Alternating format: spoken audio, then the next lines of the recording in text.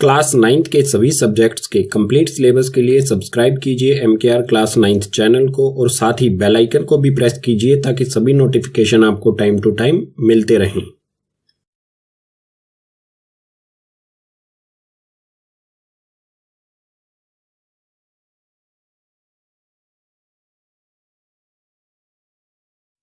इस वीडियो में हम पढ़ेंगे कक्षा 9वीं का विषय विज्ञान यानी कि सब्जेक्ट साइंस का पार्ट 1 जिसका नाम है हमारे आसपास के पदार्थ।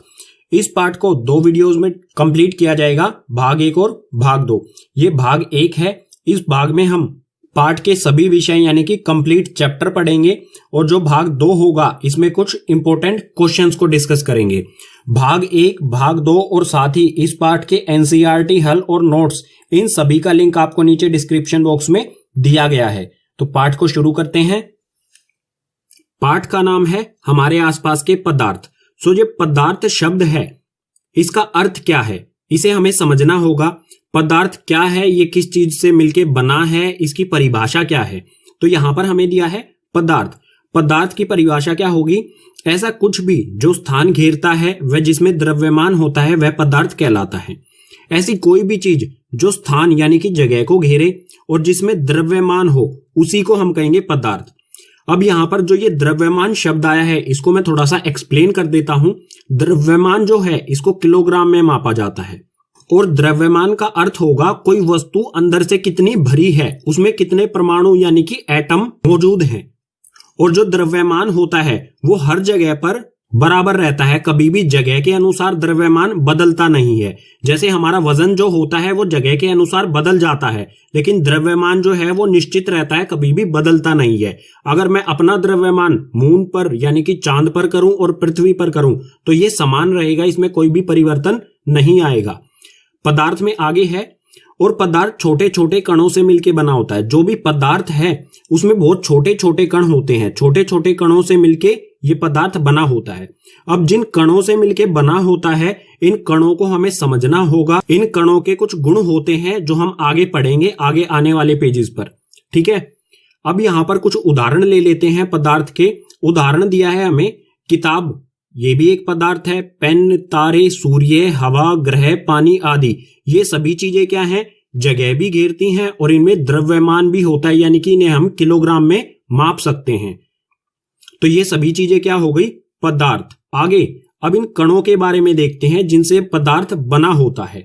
कणों के गुणधर्म, कणों की कुछ विशेषताएं जो होती हैं तो उनके बारे में देखते हैं। कणों की कुल 3 विशेषताएं हमें दी गई है, इन तीनों को एक एक करके पढ़ेंगे आने वाली पेजेस पर। वो विशेषताएं क्या क्या हैं? तो पहला है पदार्थ के कणों के बीच रिक्त स्थान होता है। जो पदार्थ के कण होते हैं उनके बीच में रिक्त स्थान यानी कि खाली जगह होती है। दूसरा दिया है पदार्थ के कण निरंतर गतिशील होते हैं। जो भी पदार्थ के ये कण हैं जिनसे पदार्थ बना है वे हमेशा चलते रहते हैं, गति में रहते हैं हमेशा, ठीक है। थर्ड है इसमें पदार्थ के कण एक दूसरे को आकर्षित करते हैं। जिन भी कणों से पदार्थ बना होता है वे कण एक दूसरे को आकर्षित यानी कि एक दूसरे को अपनी तरफ खींचते हैं। अब जो ये 3 गुण दिए गए हैं कणों के, इनको एक एक करके उदाहरण के साथ अगले पेजेस पर पढ़ते हैं। तो कणों के गुणधर्म, कणों का पहला गुणधर्म क्या था? पदार्थ के कणों के बीच रिक्त स्थान यानी कि खाली जगह होती है। इसे समझने के लिए आपको क्या करना होगा? एक गिलास पानी लेना होगा। कांच के गिलास में एक पानी लीजिए, जितना पानी लिया है उसको यहां पर मार्क कर दीजिए। इतना पानी लिया है हमने गिलास में, ठीक है। उसके बाद आपको क्या करना है? इसमें 2 से 3 चम्मच या तो चीनी या फिर नमक इसमें हमें डालना है और इसे पूरी तरह से घोल देना है। जब नमक और चीनी पूरी तरह से घुल जाएगा उसके बाद हमें फिर से चेक करना है कि इसमें पानी का लेवल जो है, पानी का जो स्तर है वो बढ़ा है या नहीं। तो आप देखेंगे कि पानी का स्तर अभी भी उतना ही है जितना पहले था। अगर हम कोई वस्तु बाहर से डालते हैं पानी में तो पानी के स्तर में बढ़ोतरी होनी चाहिए थी, लेकिन नहीं हुई। इसका कारण क्या है? कारण है रिक्त स्थान। जो भी पानी था इसमें जल था, उसके कणों के बीच में क्या है? खाली जगह है। और चीनी या नमक जो बाहर से डाला गया था वो खाली जगह ने उसको भर दिया, इसलिए पानी का जो स्तर था उसमें कोई भी बढ़ोतरी नहीं हुई। इसमें हमें आगे दिया है कणों के बीच रिक्त स्थान। जो भी पानी के जो कण है उनके बीच जो रिक्त स्थान है उसमें 3 बिंदु दिए गए हैं। पहला बिंदु है सबसे कम ठोस में होता है। कणों के बीच रिक्त स्थान यानी कि खाली जगह जो है वो सबसे कम ठोस में होती है। दूसरा है ठोस से अधिक द्रव्यों में होती है। खाली जगह ठोस से ज्यादा जो है वो द्रव यानी कि तरल चीजों में होती है। और तीसरा बिंदु है कणों के बीच रिक्त स्थान सबसे अधिक गैस में होता है। सबसे ज्यादा रिक्त स्थान यानी कि खाली जगह किस में होती है? गैस में होती है। पदार्थ के कणों का दूसरा गुणधर्म है पदार्थ के कण निरंतर गतिशील होते हैं। गतिशील यानी कि चलते रहते हैं। सो इसमें हमें दिया है पदार्थ के कणों में गतिज ऊर्जा होती है। तापमान बढ़ने पर कणों की गति और तेज होती है क्योंकि गतिज ऊर्जा अधिक हो जाती है। जो भी पदार्थ के कण हैं उनमें गतिज ऊर्जा होती है। गतिज ऊर्जा उत्तरदायी होती है किसी भी तरह की गति के लिए। कोई भी वस्तु अगर चल रही है तो उसमें उपस्थित होती है गतिज ऊर्जा। इसी के कारण कोई भी वस्तु एक जगह से दूसरी जगह चलती है। और तापमान बढ़ने पर जो गतिज ऊर्जा होती है ये तेज हो जाती है। अगर तापमान बढ़ेगा तो गतिज ऊर्जा तेज हो जाएगी यानी कि कणों की गति तेज हो जाएगी। अगर तापमान कम होगा तो गतिज ऊर्जा कम हो जाएगी, या फिर हम कह सकते हैं कणों की गति भी जो है वो कम हो जाती है। तो जो पदार्थ के कण गति में रहते हैं इसको समझने के लिए एक एक्सपेरिमेंट करते हैं। फिर से आपको क्या करना है, एक ग्लास में पानी लेना है। पानी लेने के बाद आपको इस ग्लास को टेबल पर रख देना है, बिल्कुल हिलाना डुलाना नहीं है।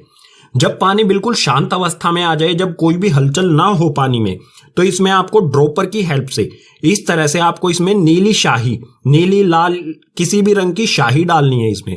तो आप इसमें 2 से 3 बूंदे शाही डालेंगे। इस तरह से ये शाही यहां पर फैल जाएगी ऊपर। तो कुछ देर इसी तरह रखा रहने देना आपको। कुछ देर में आप देखेंगे कि जो ये शाही है ये धीरे धीरे फैलना शुरू हो जाएगी पूरे पानी में। कुछ और देर रखेंगे तो जो शाही है वो पूरे ग्लास में इस तरह से फैल जाएगी। पानी जो है वो पूरा नीला हो जाएगा। अगर आपने नीली शाही, जिस भी रंग की शाही डाली होगी उसी रंग का जो है वो पानी हो जाएगा। तो जो पानी था वो तो बिल्कुल शांत था। फिर ये शाही जो है इसमें एक जगह से दूसरी जगह किस प्रकार पहुंची? जो पानी था इसके कण क्या थे? गति में थे। बेशक से हमें पानी जो है वो शांत दिखाई दे रहा था, लेकिन फिर भी क्या थे? इसके कण क्या थे? गति में थे। तो इसी कारण से शाही जो है वो पूरे ग्लास में ये अच्छी तरह से पूरे पानी में अच्छी तरह से घुल गई है। ठीक है। तो आगे हमें दिया है कणों की गति। कणों की गति में हमें फिर से 3 बिंदु दिए गए हैं। पहला बिंदु है सबसे कम ठोस में होती है। जो कणों की गति है सबसे कम जो है वो ठोस वस्तुओं में होगी। दूसरा है कणों की गति द्रवों में मध्यम होती है। द्रव यानी कि तरल जो चीजें होती हैं उसमें मध्यम यानी कि ना तो ज्यादा होती है ना ही कम होती है। तीसरा बिंदु दिया है कणों की गति सबसे अधिक गैसों में होती है। सबसे अधिक का मतलब हो जाएगा सबसे ज्यादा। जो गैसें होती हैं उसमें सबसे अधिक पदार्थ के कण चलते हैं। तो ये हो गया दूसरा गुणधर्म। तीसरे गुणधर्म को देखते हैं आगे वाले पेज पर। पदार्थ के कणों का तीसरा गुणधर्म क्या था? पदार्थ के कण एक दूसरे को आकर्षित करते हैं यानी कि एक दूसरे को अपनी ओर खींचते हैं।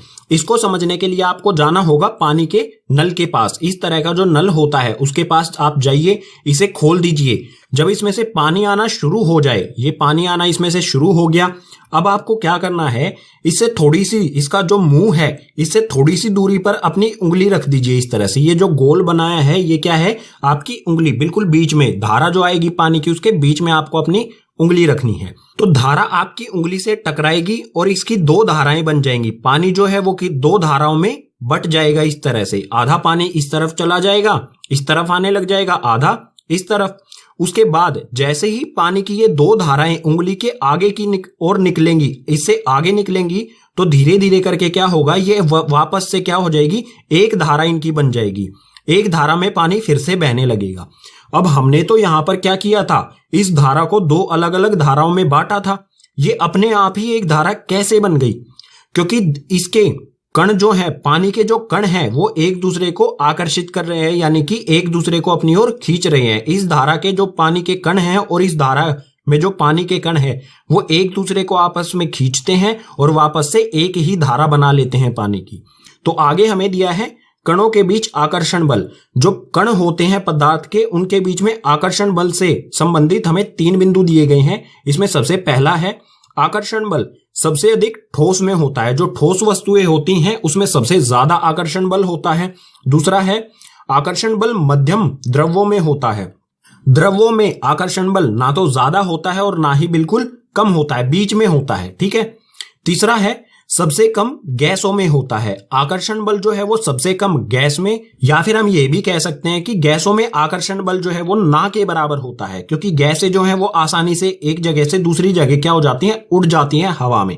पदार्थ के छोटे छोटे कणों के गुणधर्म के बाद अब पाठ में अगला विषय आता है पदार्थ की अवस्थाएं। पदार्थ जो है वो किन किन अवस्थाओं में पाया जाता है। तो यहां पर हमें दिया है पदार्थ की कुल 5 अवस्थाएं होती हैं। कितनी अवस्थाएं होती हैं? 5। लेकिन हम क्या करेंगे, हम सिर्फ 3 अवस्थाओं के बारे में पढ़ेंगे, क्योंकि हमारी जो एनसीईआरटी यानी कि हमारा जो सिलेबस है उसमें 3 अवस्थाओं का ही जिक्र किया गया है। तो किन 3 अवस्थाओं के बारे में पढ़ेंगे? पहली अवस्था है ठोस, दूसरी है द्रव और तीसरी है गैस। इन 3 अवस्थाओं के बारे में हम इस पार्ट में पढ़ेंगे। ये ही 3 हमारे सिलेबस में हैं। और जो 2 अवस्थाएं बचती हैं वो कौन सी हैं? पहली है इसमें प्लाज्मा और अगली है बोस-आइंस्टीन कंडेंसेट। तो जो ये बची हैं ये सिलेबस में नहीं है, लेकिन फिर भी मैं इनके बारे में आपको पार्ट 2 जो है, इस चैप्टर का जो पार्ट 2 है उसमें मैं आपको बता दूंगा। उसका पार्ट 2 का लिंक जो है आपको नीचे डिस्क्रिप्शन बॉक्स में दिया गया है। तो अगले पेज से शुरू करते हैं। पदार्थ की 3 अवस्थाओं के बारे में जो है ठोस, द्रव और गैस, बिल्कुल विस्तार से पढ़ेंगे इन्हें। यहां पर हमें दिया है ठोस, द्रव और गैस यानी कि पदार्थ की 3 अवस्थाएं। तो इनको एक एक करके बिल्कुल डिटेल में पढ़ते हैं। सबसे पहले देखते हैं ठोस के बारे में। ठोस में हमें ये एक डायग्राम सा दिया गया है। इसमें ये जो नीले बिंदु बनाए गए हैं ये हैं ठोस के कण। जो कण हैं उनके बीच में दूरी आप देख सकते हैं बहुत कम है, बिल्कुल पास पास में ये कण मौजूद हैं। तो ठोस के बारे में हमें कुछ बिंदु दिए गए हैं, इन्हें पढ़ते हैं। ठोस जो है उनका आकार निश्चित आकार होता है। आकार यानी कि उनका साइज जो है वो निश्चित रहता है, अपने आप कभी भी नहीं बदलता है। आगे है निश्चित विमाएं। ठोस की निश्चित विमाएं यानी कि साइड्स होती हैं, निश्चित साइड्स। कभी भी एक ऐसा नहीं होगा कि ठोस जो है वो एक साइड से बढ़ जाए या घट जाए। अगला है कठोर। ठोस वस्तुएं जो हैं वो सभी क्या है, कठोर होती हैं। आगे है असंपीड्य। असंपीड्य यानी कि जो ठोस चीजें होती हैं उनको संपीड़ित नहीं किया जा सकता है। संपीड़ित यानी कि प्रेशर, दबाव डालकर उनका साइज जो है वो बदल नहीं सकते हैं हम। और आगे है निश्चित आयतन। और आयतन भी ठोस वस्तुओं का निश्चित होता है। उदाहरण के लिए यहां पर हम ले लेंगे ठोस के क्या उदाहरण हो सकते हैं? मेज हो गया, ईंट हो गया। जो रबर बैंड होता है उसको अगर हम खींचेंगे तो उसका साइज चेंज हो जाता है, उसका आकार चेंज हो जाता है। तो उसका आकार चेंज होने के बावजूद भी उसे हम ठोस कहते हैं। क्यों कहते हैं? क्योंकि उसका आकार अपने आप चेंज नहीं होता है, हम बाहरी बल लगाते हैं तब चेंज होता है। ठीक है, इसलिए जो रबर बैंड होगा उसे भी हम ठोस कहेंगे। द्रव के जो कण होते हैं वो आप देख सकते हैं ठोस की अपेक्षा इनका जो दूरी है, इनके बीच की जो दूरी है वो ज्यादा है। तो द्रव के बारे में हमें पहला बिंदु दिया गया है अनिश्चित आकार। द्रव जो चीजें होती हैं उनका आकार अनिश्चित होता है। जिस भी बर्तन में द्रव को डाला जाएगा वो उसी बर्तन का आकार ले लेते हैं। दूसरा है अनिश्चित विमाएं। को किसी भी एक जगह से, जैसे पानी क्या है, द्रव, तो पानी को किसी भी एक साइड से जगह मिल जाएगी निकलने की, तो वो एक साइड से निकल के चला जाएगा। ठीक है, बहकर वो आगे बढ़ जाएगा। द्रव के बारे में आगे दिया है बहाव। जो द्रव चीजें होती हैं वो बहती हैं, उनमें बहाव होता है, वो एक जगह से दूसरी जगह बहकर जा सकती हैं। द्रव में आगे है कम संपीड्य। जो द्रव चीजें होती हैं उनमें उनका संपीड़न किया जा सकता है, लेकिन बहुत कम। कैसे किया जा सकता है? जो इनके बीच में जो द्रव के कण हैं इनके बीच में बहुत कम जगह होती है। ठीक है, ठोस में तो बिल्कुल भी नहीं होती, लेकिन इसमें थोड़ी थोड़ी जगह होती है, तो इनको थोड़ा सा दबाव डालकर संपीड़ित किया जा सकता है। द्रव में आखिरी बिंदु दिया गया है निश्चित आयतन। ठोस की तरह ही द्रव का भी जो आयतन होता है वो निश्चित होता है। द्रव के उदाहरण ले लेते हैं कुछ यहाँ पर। पानी और दूध, ये क्या हो गई, हमारी चीजें द्रव हो गई हैं। ठीक है, पदार्थ की तीसरी अवस्था है गैस। गैस के कणों को आप यहां पर देख सकते हैं, इनके बीच में बहुत ज्यादा दूरी है। ठीक है, तो इसके बारे में हमें बिंदु दिए गए हैं। इसमें सबसे पहला है अनिश्चित आकार। गैस जो है उसका आकार अनिश्चित, यानी कि जिस भी बर्तन में गैस को डाला जाएगा वो उसको पूरी तरह से भर देगी। अगर ऊपर से खुला होगा तो वो उससे बाहर भी निकल जाएगी। दूसरा है अनिश्चित विमाएं। जैसे द्रव जो है ये भी बह जाता है, इसी प्रकार से गैस जो है, बर्तन अगर कहीं से भी खुला है तो वो वहां से निकल के उड़ जाएगी, या फिर कह सकते हैं बह जाएगी। तीसरा बिंदु है बहाव। द्रव की तरह ही गैसों में बहाव होता है। अगला बिंदु है अधिक संपीड्य। गैसें जो हैं वो अधिक संपीड़ित हो सकती हैं। क्यों हो सकती हैं? क्योंकि इनके कणों के बीच में ज्यादा जगह होती है, इसलिए इन्हें बहुत ज्यादा संपीड़ित किया जा सकता है। और आखिरी बिंदु है अनिश्चित आयतन। गैस का जो आयतन होता है वो अनिश्चित होता है। अगर थोड़ी सी गैस है वो भी पूरे बर्तन को भरेगी, और अगर थोड़ी ज्यादा गैस है वो भी उसी प्रकार के बर्तन को वो उसमें फैली रहती। उदाहरण है यहाँ पर गैस के ऑक्सीजन और मीथेन। ये दोनों गैसें हैं। मीथेन का उपयोग जो है हमारे गैस सिलेंडर, जो हमारे घरेलू गैस होती है, खाना बनाने वाली गैस, उस सिलेंडर में मीथेन गैस भी पाई जाती है कुछ परसेंट में। सो ये हो गई ठोस, द्रव और गैस के गुणधर्म। पदार्थ की 3 अवस्थाओं के गुणधर्म पढ़ने के बाद अब सवाल आता है, क्या पदार्थ की अवस्था में परिवर्तन किया जा सकता है? परिवर्तन यानी कि बदलाव किया जा सकता है। यानी कि ठोस को अगर हम चाहें द्रव में बदलना, या फिर द्रव को हम चाहें गैस में बदलना, क्या ये किया जा सकता है? या फिर इसका उल्टा, गैस को द्रव में या फिर द्रव को ठोस में परिवर्तित किया जा सकता है? तो बिल्कुल, जो पदार्थ की अवस्था है उसमें परिवर्तन किया जा सकता है, और इसको करने के 2 तरीके हैं। इसमें पहला तरीका है तापमान में बदलाव करके। अगर किसी पदार्थ का हम तापमान में बदलाव करें, तापमान बढ़ाएं या घटाएं, तो पदार्थ की अवस्था बदली जा सकती है। और दूसरा तरीका है दाब में बदलाव करके। दाब यानी कि प्रेशर कम या ज्यादा करके भी पदार्थ की अवस्था को बदला जा सकता है। अब इन दोनों के, तापमान में बदलाव करके और दाब में बदलाव करके, इन दोनों का एक एक उदाहरण लेते हैं और आगे वाले पेज पर इनको बिल्कुल डिटेल में पढ़ते हैं। तो तापमान में बदलाव करके पदार्थ की अवस्था को किस प्रकार से परिवर्तित किया जाएगा? मान लीजिए हमारे पास कोई ठोस वस्तु है। ठोस वस्तु का अगर हम तापमान बढ़ा दें, तापमान अगर हमने बढ़ाया, जमा का निशान क्यों लगा रहा हूं मैं यहां पर, अगर हमने ठोस का तापमान बढ़ा दिया तो वो द्रव में परिवर्तित हो जाएगा। ठीक है। अगर हम चाहें किसी चीज को द्रव से गैस में बनाना, तो फिर से हमें क्या करना होगा? तापमान बढ़ाना होगा, जमा करना होगा। तापमान बढ़ाया तो जो द्रव है वो गैस में परिवर्तित हो जाएगा।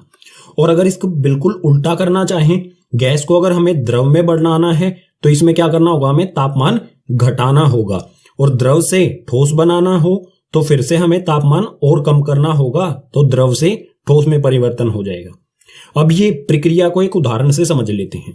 ठोस में हमारे पास यहां पर है बर्फ यानी कि आइस, जो फ्रिज में होती है हमारे, ये है बर्फ को अगर हमें द्रव यानी कि पानी में परिवर्तित करना है, तो हम क्या करते हैं? बर्फ को गर्म करते हैं। ठीक है। बर्फ को अगर हमने गर्म किया यानी कि उसका तापमान बढ़ाया, तो वो किस में परिवर्तित हो जाएगा? पानी में। ठीक है। इस तरह से ये पानी में बदल जाएगा।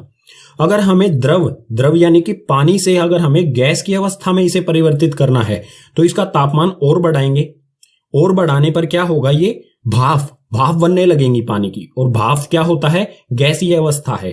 ठीक है। तो तापमान बढ़ाने पर क्या हो जाएगा? गैस यह अवस्था यानी कि भाप में परिवर्तित हो जाएगा। तो हमने क्या किया? ठोस को द्रव में बनाया, द्रव को गैसीय अवस्था में बना दिया। बिल्कुल हम इसका उल्टा भी कर सकते हैं। अगर भाप है, भाप को अगर ठंडा किया जाए, तापमान अगर इसका घटाया जाए, तो ये जल में परिवर्तित हो जाएगी। अगर जल का जो पानी है हमारा, इसको और ठंडा किया जाए, फ्रिज में रखेंगे, वापस इसे फ्रीजर में रखेंगे और ठंडा किया जाएगा, तो ये वापस से बर्फ यानी कि आइस में परिवर्तित हो जाएगा।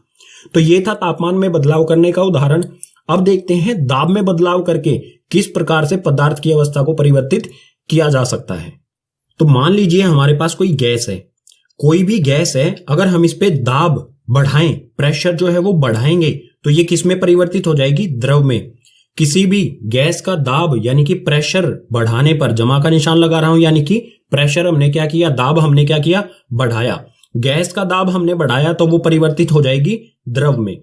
अब जो द्रव में है, अगर उस पे भी हम क्या करें? प्रेशर यानी कि दाब बढ़ाएंगे, तो ये फिर से क्या हो जाएगा? द्रव से ठोस में परिवर्तित हो जाएगा। इसी तरह से अगर हम बिल्कुल इसका उल्टा करें, जो ठोस बना है हमारा, उस पे से प्रेशर घटाएं तो वो द्रव में परिवर्तित हो जाएगा। द्रव का और प्रेशर कम कर दें तो वो गैस में परिवर्तित हो जाएगा। अब एक इसका उदाहरण भी ले लेते हैं। आपने इस तरह का एक लाइटर देखा होगा, मार्केट में मिलता है। तो इस तरह का जो लाइटर होता है, इसके अंदर ये लिक्विड सा होता है, यानी कि द्रव चीज हमें कुछ अंदर दिखाई देती है। जब हम इसको दबाते हैं, यहां से वो द्रव, अगर इसमें से हम ये द्रव निकालना चाहें, बिना जलाए इसे यहां से अगर हम निकालना चाहें इस द्रव को, तो आप देखेंगे कि जो द्रव है वो गैस बन जाता है तुरंत। क्यों बनता है? क्योंकि ये अंदर जो है ना, ये एक तरह से क्या है, गैस को द्रव में परिवर्तित करके डाला गया है। गैस पे इसमें जो इसमें मौजूद गैस है उस पे दबाव डाला गया, प्रेशर डाला गया और उसका बनाया गया द्रव। द्रव जो बनाया गया वो जैसे ही इसमें से निकलेगा उसे का दाब यानी कि प्रेशर कम होगा और प्रेशर कम होते ही वो वापस किस अवस्था में आ जाएगा, वापस से गैसीय अवस्था में आ जाएगा। ठीक है, ये इसका उदाहरण हो गया। अब पीछे वाले पेज पर हमने समझा तापमान में बदलाव करके पदार्थ की अवस्था को किस प्रकार से परिवर्तित किया जा सकता है। अब हम समझते हैं तापमान परिवर्तन के प्रभाव। जब तापमान में परिवर्तन यानी कि बदलाव होगा तो पदार्थ पर इसका क्या प्रभाव होगा। तो इसमें 3 प्रभाव होंगे। पहला होगा गलनांक बिंदु, दूसरा होगा क्वथनांक बिंदु और तीसरा ऊर्ध्वपातन और निक्षेपण। तो इन तीनों को एक एक करके अच्छी तरह से पढ़ते हैं। सबसे पहले पढ़ते हैं गलनांक बिंदु के बारे में। गलनांक बिंदु क्या होता है?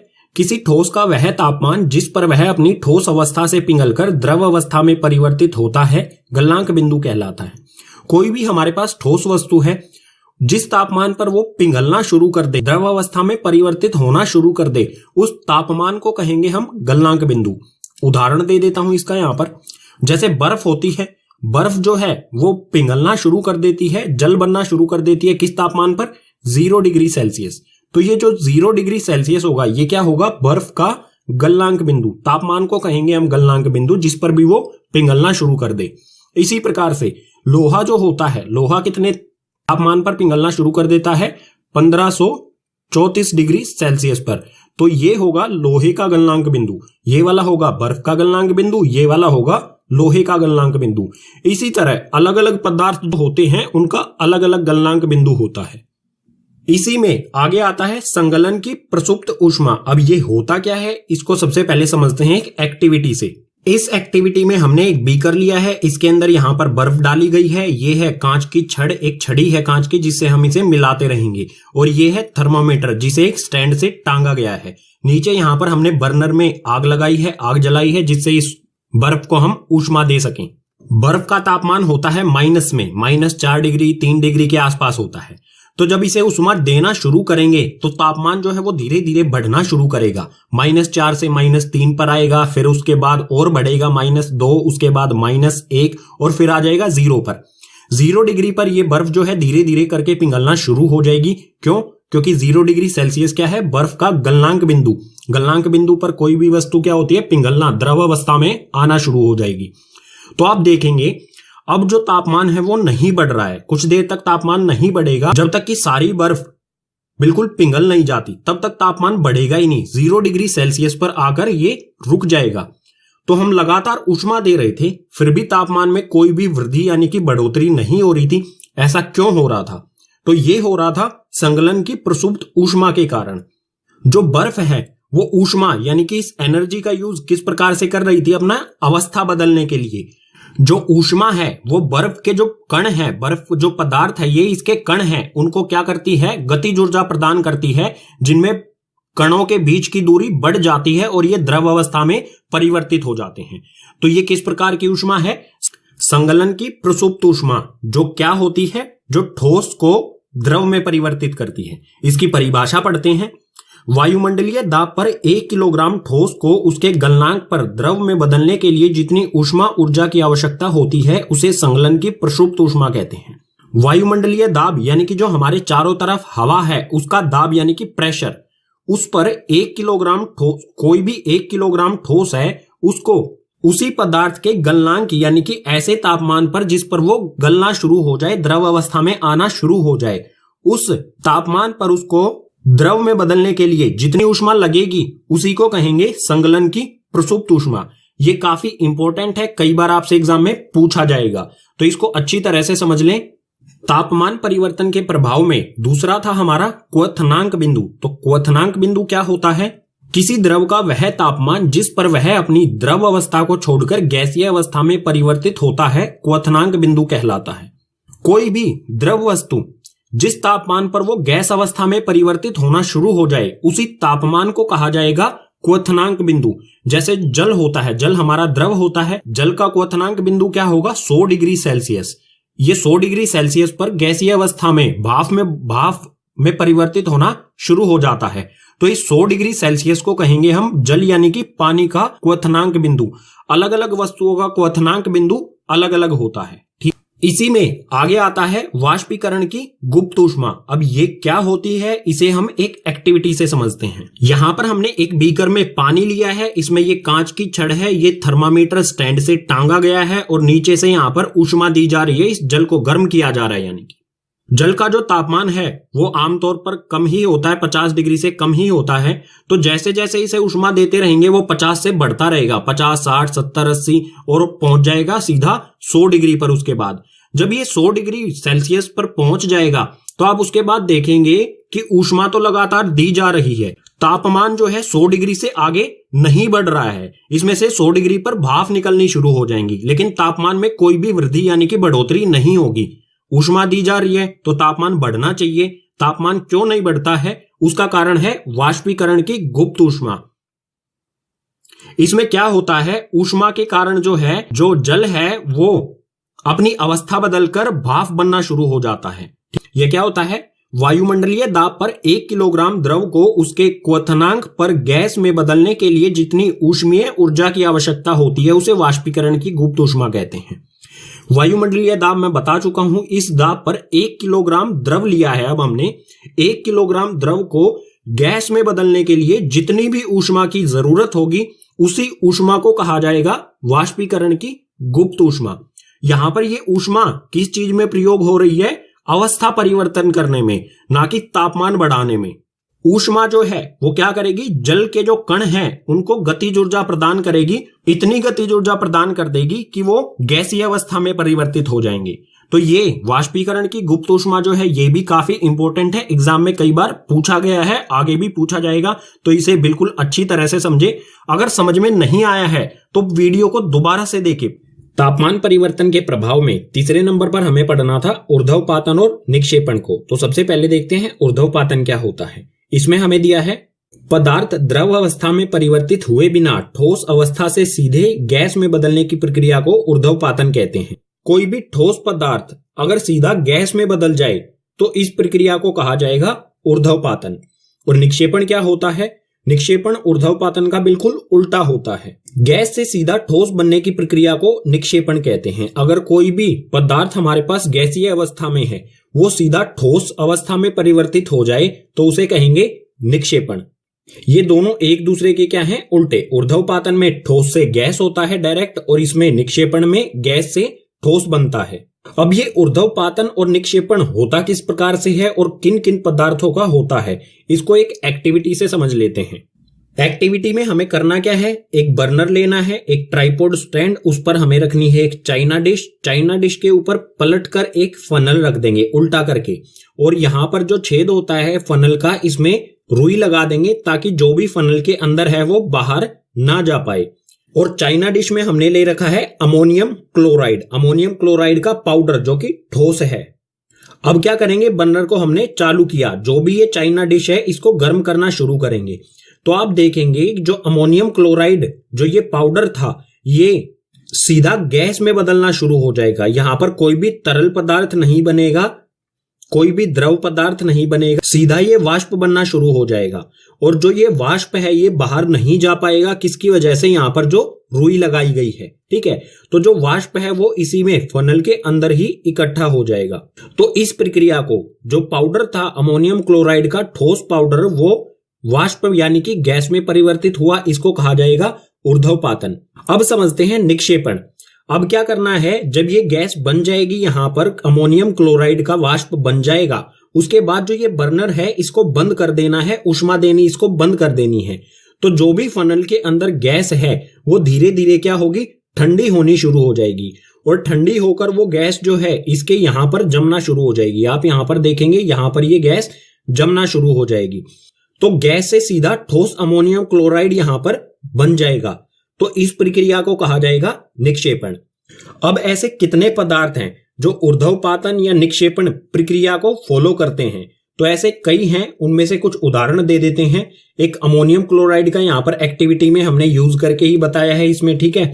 उसके बाद आता है कपूर। कपूर जो पूजा सामग्री में यूज किया जाता है, ये भी जो है सीधा ठोस से गैस में या फिर गैस से ठोस में परिवर्तित होता है, ये कभी भी द्रव अवस्था में नहीं आता। इसी प्रकार से नेफ्थलीन की गोलियां जो होती हैं, जो कपड़ों में रखी जाती हैं, जब हम कपड़ों को लंबे समय तक कहीं पर स्टोर करके रखते हैं तो उसमें नेफ्थलीन की गोलियां रखते हैं ताकि उसमें कोई भी कीड़े ना लगे। तो ये गोलियां भी जो हैं ये भी सीधी क्या होती हैं, ऊर्ध्वपातन होती हैं या फिर निक्षेपण होती हैं, सीधा ठोस अवस्था से गैस में परिवर्तित हो जाती हैं। अब समझ लेते हैं ठोस, द्रव और गैस पदार्थ की कोई भी अवस्था में परिवर्तन होगा तो किस प्रक्रिया के तहत होगा, उस प्रक्रिया को क्या कहा जाएगा, नाम क्या होगा इस प्रक्रिया का। तो यहां पर हमें दिया है, यहां पर ये है ठोस, यहां पर है द्रव और यहां पर है गैस। अगर ठोस से कोई भी वस्तु द्रव में परिवर्तित होगी तो उसे कहा जाएगा संगलन प्रक्रिया, ठीक है। इसी प्रकार से आगे द्रव से अगर गैस बन रही है तो उसे कहा जाएगा वाष्पीकरण, और गैस से अगर ठोस बन रहा है तो पीछे वाले पेज पर ही हमने अभी पढ़ा है, उसे कहा जाएगा निक्षेपण। और बिल्कुल इसका उल्टा करें हम, ठोस से अगर गैस बनती है तो इस प्रक्रिया को कहेंगे ऊर्ध्वपातन, पीछे वाले पेज पर ही पढ़ा था। अगर गैस से अगर द्रव बन रहा है तो उसे कहेंगे हम संघनन, ठीक है, याद रखनी है आपको ये सारी चीजें।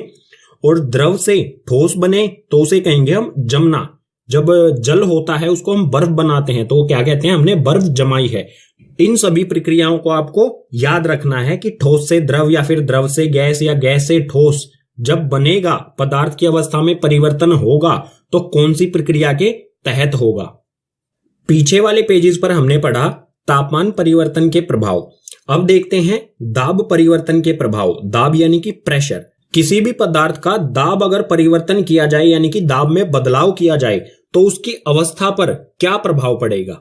तो यहां पर हमें दिया है, यदि तापमान घटाने पर सिलेंडर में गैस लेकर उसे संपीड़ित करें तो कणों के बीच की दूरी कम हो जाएगी और गैस द्रव में बदल जाएगी। तापमान जब हम घटाएंगे तो जो कण है गैस के, उनकी गतिज ऊर्जा क्या होगी, कम होगी। गतिज ऊर्जा कम होने के कारण संपीड़ित करना, संपीड़ित यानी कि उस पर दाब डालना आसान होता है। दाब डालकर उसके कणों को पास पास में लाया जाएगा, और अगर कण पास पास में आ गए तो जो गैस है वो या तो द्रव में बदल जाएगी या फिर वो ठोस अवस्था में बदल जाएगी। दोनों में बदल सकती है, गैस जो है वो द्रव और ठोस दोनों में बदल सकती है जब दाब में परिवर्तन किया जाएगा।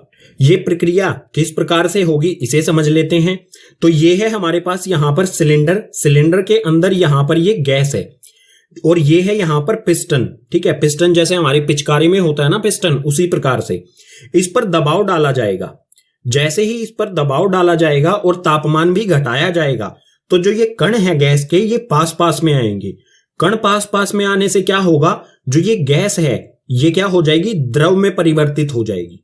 इसी प्रकार से जब ये गैस द्रव में परिवर्तित हो जाएगी, अगर इस पर और ज्यादा दाब डाला जाए, ज्यादा प्रेशर डाला जाए, तो जो ये गैस थी पहले द्रव में हुई, द्रव के बाद सीधा अब ये क्या हो जाएगी, द्रव से ठोस अवस्था में परिवर्तित हो जाएगी। और यहां पर एक बात और होगी, जो हमारी पहली ये वाली स्थिति थी, इसमें बहुत ज्यादा दाब यानी कि बहुत ज्यादा प्रेशर डाल दिया जाए तो गैस जो है वो सीधा किसमें हो जाएगी, ठोस अवस्था में परिवर्तित हो जाएगी। आगे हमें ये दो बिंदु दिए गए हैं, इन्हें भी समझते हैं।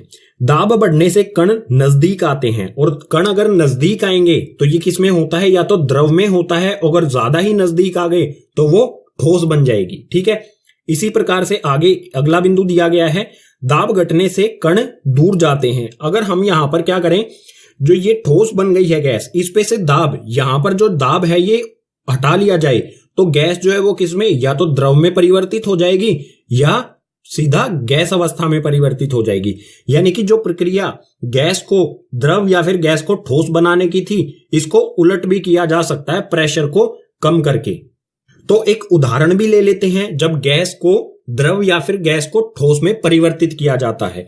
तो इसका बिल्कुल आसान सा उदाहरण होगा एलपीजी। एलपीजी जो गैस है वो हमारे घरों में, जो घर में सिलेंडर होते हैं खाना बनाने वाली गैस के, उनमें एलपीजी गैस भरी जाती है। एलपीजी की फुल फॉर्म होती है लिक्विड पेट्रोलियम गैस, लेकिन हिंदी में क्या फुल फॉर्म होगी ये मैं आपको बताऊंगा पार्ट 2 में। तो अगर आपको पता है इसकी फुल फॉर्म तो नीचे आप कमेंट बॉक्स में लिख के बता सकते हैं, हिंदी मीडियम में बताना है, ठीक है। जो ये एलपीजी गैस होती है ये द्रव होता है। जो सिलेंडर होते हैं उसमें द्रव यानी कि जल की तरह तरल गैस होती है। ये प्रेशर अप्लाई करके, जैसे यहां पर गैस को हमने द्रव बनाया था, इसी प्रकार से एलपीजी जो होती है, जो गैस होती है, उसको द्रव बना के सिलेंडर में डाला जाता है, यानी कि दाब प्रेशर बढ़ा करके। एक और उदाहरण ले लेते हैं जिसमें गैस जो है वो सीधा ठोस अवस्था में परिवर्तित होती है। तो इसका उदाहरण हो जाएगा ठोस कार्बन डाइऑक्साइड। गैस को सिलेंडर में लिया, तापमान घटाने के साथ साथ हम क्या करेंगे, प्रेशर बढ़ाएंगे।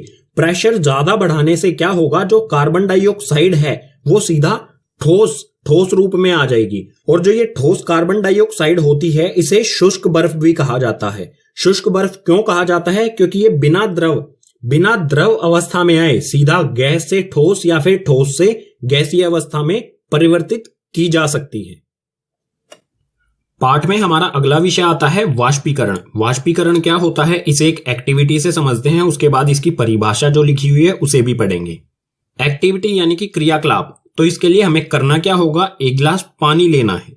एक गिलास पानी लेना है, उस पर निशान लगा देना है कि इस गिलास में कितना पानी है, इतना। ठीक है, ये निशान लगा दिया। इस गिलास पानी को एक दिन सुबह आप भर के रख दीजिए। उसके बाद इसको आपने छेड़ना नहीं है, बिल्कुल शांत अवस्था में इसे रखा रहने दीजिए।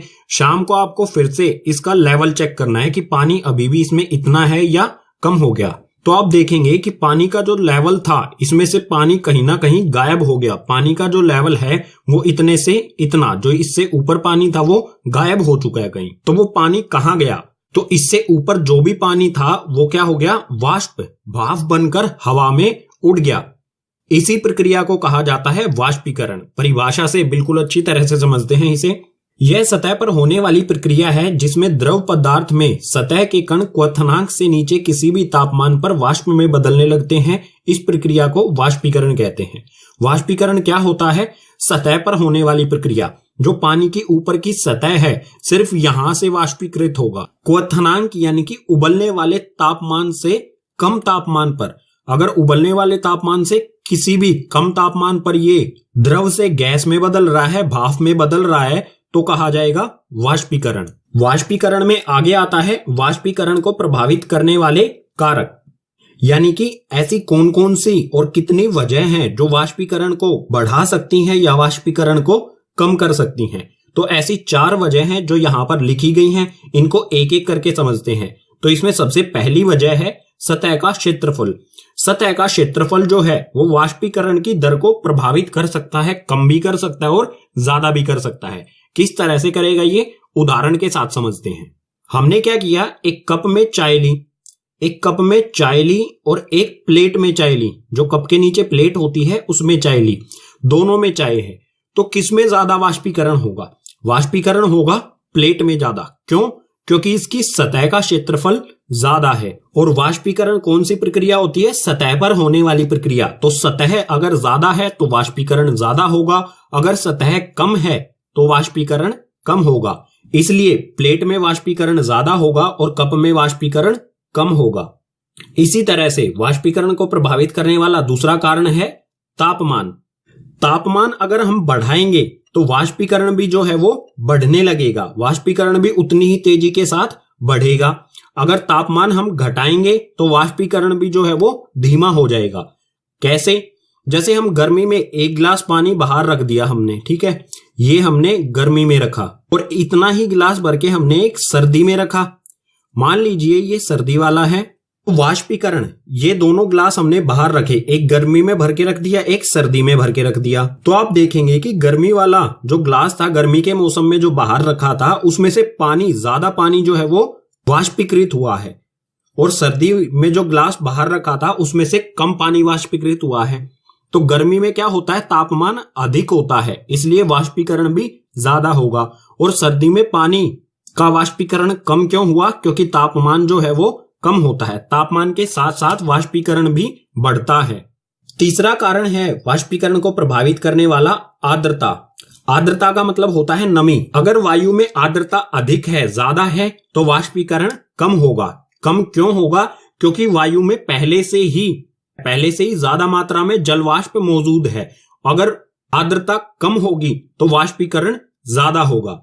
वाष्पीकरण को प्रभावित करने वाला चौथा कारक है वायु की गति। जो हवा है उसकी गति, वो कितनी तेज चल रही है, यह भी कारण है वाष्पीकरण को प्रभावित करने वाला। अगर हवा तेज चल रही होती है तो वाष्पीकरण भी तेज होगा, अगर हवा धीमी चल रही होती है तो वाष्पीकरण कम होगा। आपने नोटिस किया होगा जब हम कपड़े धोकर सुखाते हैं तो हवा अगर तेज चल रही है तो जल्दी सूख जाते हैं, यानी कि जो कपड़ों में पानी है वो जल्दी वाष्पीकृत हो गया। अगर हवा धीमी चल रही है तो उस कपड़ों को सूखने में थोड़ा ज्यादा समय लगता है, क्योंकि वाष्पीकरण जो है वो कम हो रहा है। तो ये 4 ऐसे कारण हैं जो वाष्पीकरण को प्रभावित करते हैं, और ये काफी इंपॉर्टेंट हैं क्योंकि एग्जाम में यहां से आपका एक क्वेश्चन आएगा ही आएगा वाष्पीकरण वाले कॉन्सेप्ट से। वाष्पीकरण में एक और विषय आता है वाष्पीकरण से शीतलता, यानी कि वाष्पीकरण के कारण ठंडक होना। तो ये क्या होता है? वाष्पीकरण प्रक्रिया के दौरान द्रव के कण अपने आसपास के वातावरण से ऊर्जा अवशोषित कर लेते हैं, वातावरण से ऊर्जा की हानि होती है और वातावरण शीतल हो जाता है। जब भी वाष्पीकरण होता है तो जो द्रव होता है, यानी कि जो भी हमारी तरल चीज, जो भी वाष्पीकृत होने वाली चीज है, द्रव है, उसके कण जो होते हैं वो अपने चारों तरफ से ऊर्जा यानी कि गर्मी को अवशोषित यानी कि सोख लेते हैं, गर्मी को सोख लेते हैं और अपनी अवस्था परिवर्तन कर लेते हैं उस गर्मी से, उस ऊर्जा से। तो चारों तरफ के वातावरण से जो गर्मी उन्होंने सोख ली, उसके कारण जो चारों तरफ का वातावरण है वो क्या हो जाएगा? ठंडा हो जाएगा। ठंडा होने का कारण क्या है? क्योंकि वातावरण ने क्या किया है? अपनी ऊर्जा द्रव को दे दी जो वाष्पीकृत हो गया। तो एक एक्टिविटी से इसे समझ लेते हैं। एक्टिविटी में आपको करना क्या है? अपना हाथ लेना है, ठीक है। अपने हाथ पे आप पेट्रोल, एसीटोन या फिर परफ्यूम जो होता है उसकी कुछ बूंदे डालिए। अपनी हथेली पर आप उसकी कुछ बूंदे डालेंगे तो आप देखेंगे कि आपकी हथेली जो है वो ठंडी हो गई है। ठंडी होने का कारण क्या है? जैसे ही आप परफ्यूम या फिर पेट्रोल या फिर एसीटोन या इसके अलावा और बहुत सारी चीजें होती हैं जो जल्दी से वाष्पीकृत हो जाती हैं, जैसे ही आप उन द्रव को अपनी हथेली पर डालेंगे तो वो द्रव जो है, जो भी आपने हथेली पर डाला, वो आपकी हथेली से ऊष्मीय ऊर्जा यानी कि गर्मी जो है आपकी हथेली की, वो सोख लेंगे, अवशोषित कर लेंगे और बहुत जल्दी से वाष्पीकृत हो जाएंगे। अब आपकी हथेली ने अपनी गर्मी किसको दे दी? जो भी द्रव आपने अपनी हथेली पर डाला था। तो आपकी हथेली से ऊर्जा क्या हुई? कम होगी। तो आपकी हथेली क्या होगी? ठंडी हो जाएगी, ठंडक महसूस करेगी। अगर इस तरह से भी नहीं समझ में आया है तो एक और उदाहरण देता हूं जो आपने अक्सर किया होगा। आपको क्या करना है? एक तवा लेना है, ठीक है। इस तरह से तवा, उसे गर्म करना है। गर्म करने के बाद आपको क्या करना है? इस पर पानी डालना है। पानी डालने से क्या होगा? इस पे जैसे ही आपने पानी डाला, पानी क्या होगा? वाष्प बनने लगेगा। वाष्प यानी कि भाप बनने लगेगा। भाप क्यों बन रहा है ये पानी? क्योंकि ये ऊर्जा किससे सोख रहा है? जो तवा गर्म हुआ था, इसकी गर्मी को जो पानी डाला गया है वो पानी इसकी गर्मी को सोख लेगा और तवे को ठंडा कर देगा। तो पानी की वजह से नहीं, पानी के वाष्पीकरण की वजह से ये तवा जो है वो ठंडा हो जाएगा। वाष्पीकरण से शीतलता के कारण ही जो हमारे मटके होते हैं उनमें पानी ठंडा रहता है, और इसी के कारण जो हमारे कूलर होते हैं वो ठंडी हवा देते हैं, और इसी के कारण जो हम हथेली पर पेट्रोल, एसीटोन या फिर और कुछ भी द्रव डालते हैं तो हमें ठंडक महसूस होती है।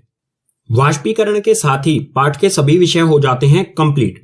तो अब आपके लिए यहाँ पर मैंने कुछ महत्वपूर्ण प्रश्न यानी कि इंपॉर्टेंट क्वेश्चन दिए हैं। यहाँ पर नीचे की तरफ टोटल 8 क्वेश्चन है, तो इसका एक स्क्रीनशॉट ले लीजिए।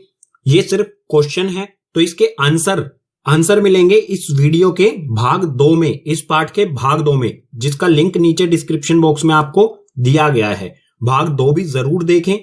और इसके अलावा भी बहुत सारे क्वेश्चंस हैं जो एग्जाम में आ सकते हैं, तो उनको भी मैं भाग 2 में ही आपके लिए इंक्लूड करूंगा।